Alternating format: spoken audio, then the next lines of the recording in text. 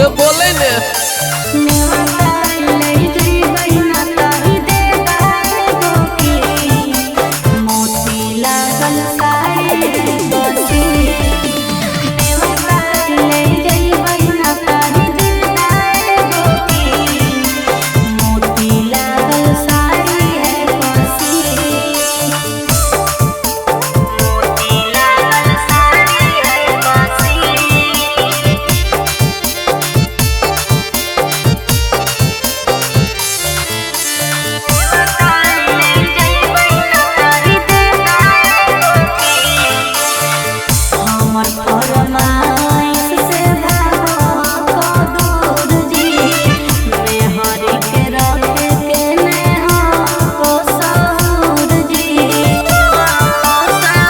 बात नहीं है तो हो डाले धनी दूध नयाउरी दामी के दामी साड़ी तोरा ले आई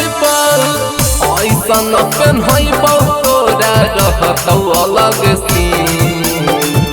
ऐसा न पेन्हबौ धनी रहतौ अलग सीन सुनली गे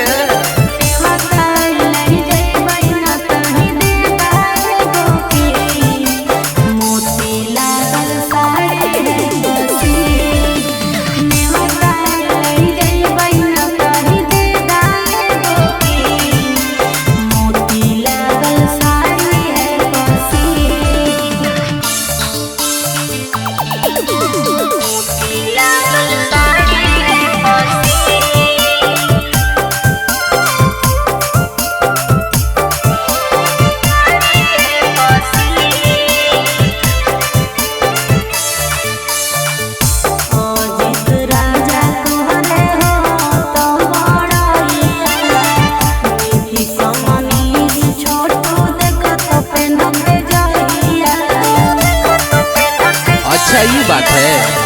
चहल के धनी संगे नवादा बजरिया